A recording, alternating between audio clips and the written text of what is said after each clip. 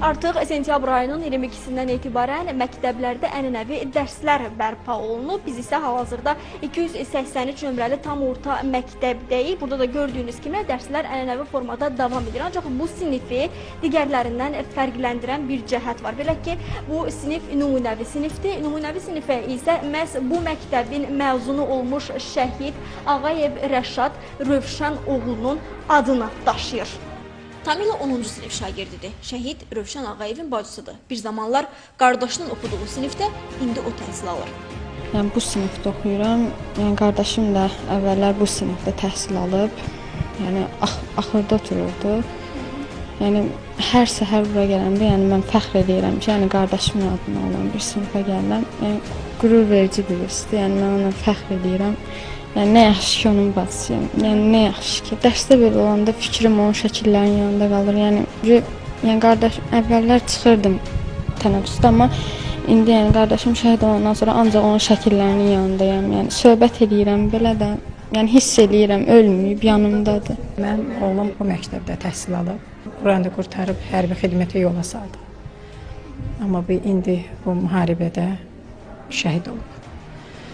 Sağ olsun ki, müəllimələri, Sevinc müəllimə ki, bizə belə bir təklif də gəldi ki, mənim qızım oturduğu sinifə də Rəşadın adını verdilər. Sinif otaqlarından birinə isə şəhid Ruslan Tağıyevin adı verilib. Buradakı şagirdlər arasında şəhidin övladı Fuad da var.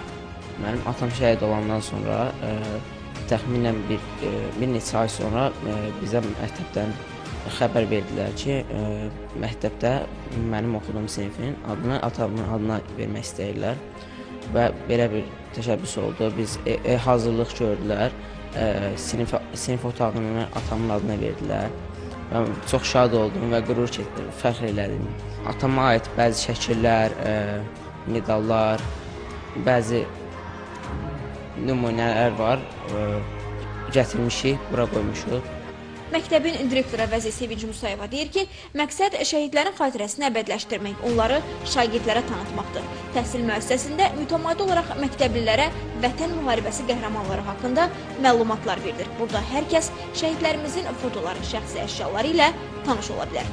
Tədbirlər planının 3.2-ci bəndinə əsas tutaraq nümunəvi siniflərimizə şəhidlərin adlarının verilməsi oldu. Bu təşəbbüsü irəli sürən hər kəs bunun layiqincə yerinə getirə bildi. 2021-22-ci tədris ili üçün də tədbirlər planı, fəaliyyət planı göndərilib məktəblərə, təhsil ocaqlarına ki, 27 sentyabr müharibə başlayan gündən Zəfər bayramına qədər məktəblərdə silsilə tədbirlər keçirilsin.